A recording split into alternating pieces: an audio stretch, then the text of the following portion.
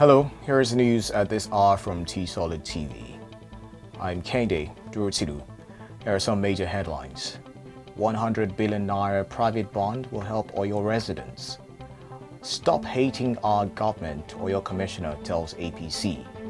Federal government approves 283.26 billion naira, $18.12 million for customs boats scanners. AFDB approves $288 million virus loan to South Africa. And in sports, Manchester United edge closer to Champions League after West Ham draw. The news in details. Oyo State Commissioner for Information, Culture and Tourism, Dr. Wasiu Olatubosun, has described the criticism from the All Progressives Congress APC in the state against the administration's decision to embark on some major projects, deploying what was called Oyo Prosperity Bond as inhuman. The commissioner described the statement purportedly signed by the Publicity Secretary of the APC in Oyo State, Abdulaziz Olatunde, as another exhibition of open hatred for the people of the state. The Oyo State government announced the approval of what it called the use of Oyo Prosperity Bond totaling 100 billion naira in two tranches to fund the construction of Circular Ring Road, Ishenyo-Bomosho Road, and upgrade of the Ibadan Airport.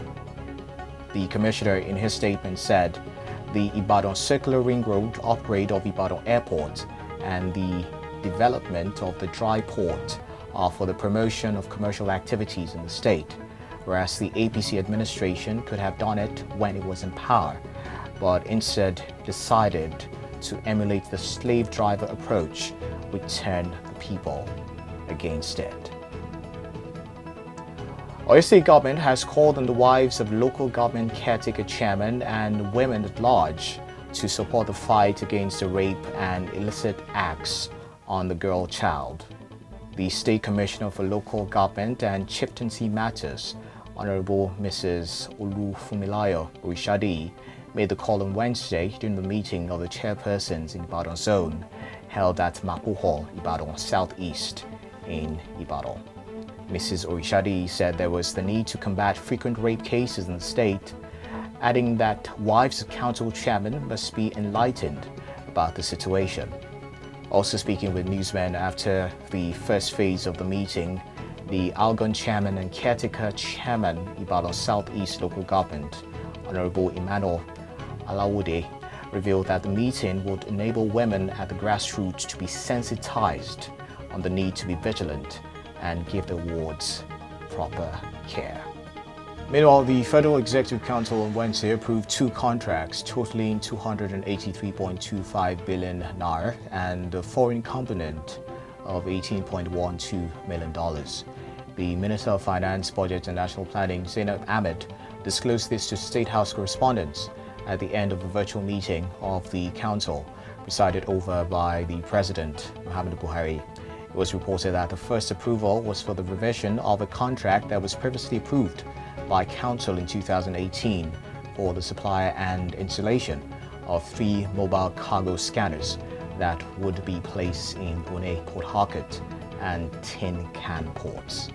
While the second contract, according to the minister, was for the design, construction and supply of 5 ballistic assault boats and 5 patrol boats with all associated accessories in favor of Messrs. CY West African Limited in the sum of 280.99 billion naira, inclusive of 7.5% VAT. Meanwhile, the Minister of Works and Housing, Babatunde Fashola, said the Council approved the policy for the local production of bitumen that is being used for road construction.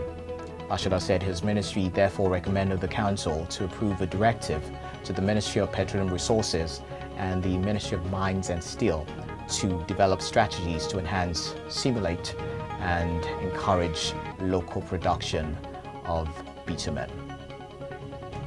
Meanwhile, Flying Officer Tolulope Sarah Arutile, the first Nigerian female combat helicopter pilot who died following head injuries sustained in Kaduna when her classmates of Air Force Secondary School accidentally hit her, is set for burial today at the National Military Cemetery in Abuja. The controversial circumstance surrounding Arutili's death has raised concerns from different sections, thereby calling for a probe of the death. The Nigeria Air Force has released an official statement on their findings, saying the classmate that knocked her over has been handed over to the Nigeria police for investigation. In a 6-point note signed by the Director of Public Relations and Information, Air Commodore Ibikunle Daramola said, having carefully considered the foregoing, the preliminary investigation concluded that the death of Flying Officer Arutile was caused by blunt force trauma to the head and significant bleeding resulting from being struck by the vehicle. On the foreign team, the Board of Directors of the African Development Bank, AFDB, on Wednesday has approved a $288 million loan to the government of South Africa to help fight coronavirus and mitigate the economic fallout of the pandemic. South Africa is said to be the hardest hit country on the continent, with over 380,000 cases and at least 5,368 fatalities recorded to date.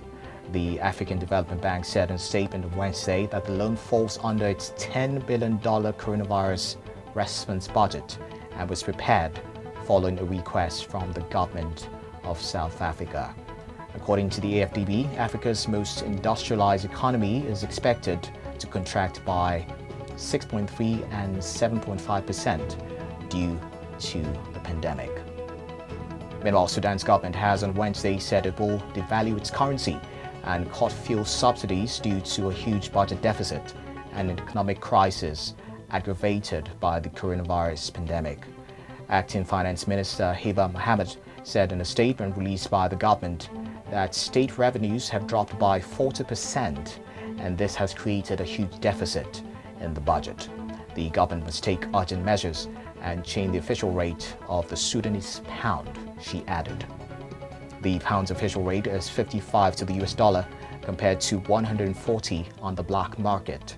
Prime Minister Abdullah Hamdok later announced at a news conference that the government would gradually cut subsidies on petrol and diesel, while subsidies on medicine, electricity, bread and cooking gas would remain in place. Mohammed said the government must take the necessary measures to mitigate the effect of the coronavirus pandemic on the economy. On Sunday, the UN made an urgent appeal for $283 million to help Sudan tackle the coronavirus pandemic and its economic consequences, warning that millions could face hunger. To some sports news, Manchester United edged closer to qualifying for the Champions League as Mason Greenwood rescued a 1-1 draw against West Ham on Wednesday. Ole Gunnar Solskjaer's side fell behind to Mikel Antonio's penalty in the first half at Old Trafford, but teenage forward Greenwood struck after the interval to lift United into third place in the Premier League. Missing for the first time in 20 matches in all competitions at the weekend, United had no time to sulk as they looked to secure their lucrative Champions League berth. Kevin Omori, Spanish-born Nigerian youngster Kevin Omori, who has finished top of the Segunda Division, has been pictured celebrating the promotion of Spanish Segunda side Huesca to La Liga. The teen striker was seen widely celebrating Huesca's elevation to the Spanish top flight alongside teammates, including Nigerian under-23 team captain Kelechi Nwakali. Omori, who lives in Spain, was seen reveling in the reality that he has just gained promotion to play in the best league in the world, where he set a battle for points and glory with the likes of Ballon d'Or Player of the Year, Lionel Messi. FA licensed football agent and international brand strategist Drew Uy described Omori as a prodigious star in the making. With that, we come to the end of the news. A recap of the headlines. 100 billion naira private bond will help oil residents. Stop hating our government, oil commissioner tells APC. Federal government approves 283.26 billion naira, $18.12 million for customs boats scanners. The AFDB approves $288 million virus loan to South Africa. And in sports, Manchester United edge closer to Champions League after West Ham draw. Please do not forget to always adhere to COVID-19 measures. The news was compiled by Obola Badikale. I am Kendi Druotilu. Good day, and thank you for watching.